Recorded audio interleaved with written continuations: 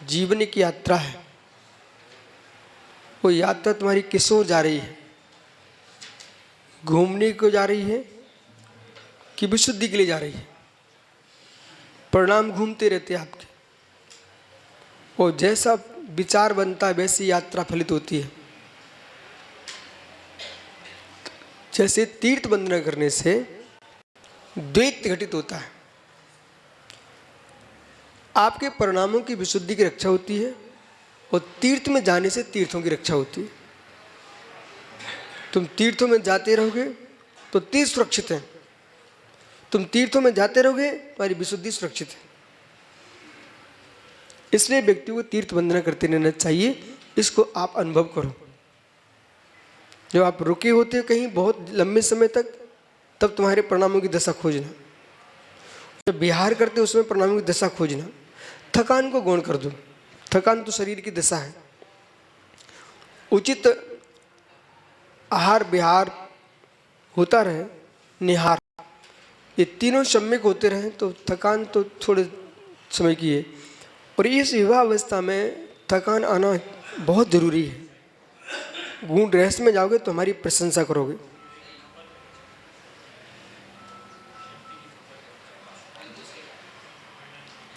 आप थकते होगे तो शांति सो जाओगे, थकोगे नहीं तो विकार तुम्हें खा डालेंगे। समझ रहे ना? इसलिए मेहनत करते रहना चाहिए, और अधिक सरस गरिष्ठ की चिंता नहीं करना चाहिए। तुम्हारे पास इतना बल पहले से भरा हुआ है, उसका प्रयोग कब होगा?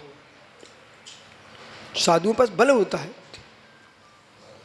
ये बल शरीर को मत देखो, तुम तो ये देखो कि एक व्यक्ति 2 किलोमीटर चले थक के गिर पड़ता है, खूब खाना खाता तब भी। आपको एक समय भोजन मिल रहा है, शरीर सूख रहा तब भी तुम चल रहे हो। समझ ना? ये किसके बल पर? ये तुम ठोस हो चुके हो, ठोस हो चुके हो। ठीक है? कहाँ जाएं ऐसा जो सोच रहे हैं ना, वे तो द्वैत रूप से परेशान लोग हैं। आइए, तो इसलिए परिणामों को इस कोतवाल जैसा नहीं करना है, तो अपने आप को संभाल के रखिए। यमपाल नाम का एक कोतवाल था, वह बिट पुरुष था। युवा अवस्था में उसकी पिता की मृत्यु हो गई, और ये बच्चा था स्वयं इतना बड़ा हो गया कि उसकी माँ भिन्न पुरुष से संयोग को प्राप्त हो रही थी। पर कर्म की विचित्रता, इच्छाएं कोई दीक्षा को नहीं देखती। नोट करो सुब्रसागर, इच्छाएं दीक्षा को नहीं देखती। जब पति का वियोग होता है तो स्त्री की बेदब दीक्षा होती है, परंतु कामना की इच्छा उस दीक्षा को भंग कर देती है। बड़े बड़े तपस्वियों की इच्छाओं ने दीक्षा को भंग कर दिया। इसलिए उसने देख लिया कि जिसके यहां जा रही मां, वो स्थान इधर इसका भी कोई दूसरा था और उसका भी दूसरा था। जो बालक था वो कोई दूसरे के राग करता था, मां कोई दूसरे से राग करती थी।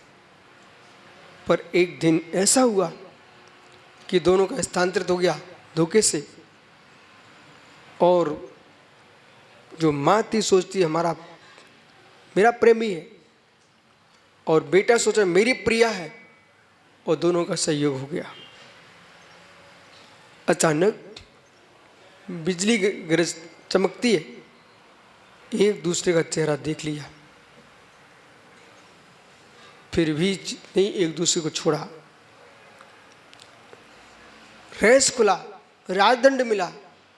इसलिए ये यमपाल नाम का चांडाल रक्षक, पुलिसकर्मी, सिपाही, अंगरक्षक एक स्त्री विशन में प्रसिद्ध हुआ, अब्रह्म सेवन में प्रसिद्ध हुआ।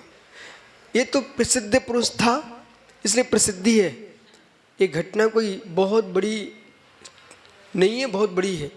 ये जगत में होती रहती बेटा। और पापी लोगों को कोई संबंध सुहावने नहीं लगते, उनको इच्छा ही सुहावनी लगती है। शेष आगे विचार कर।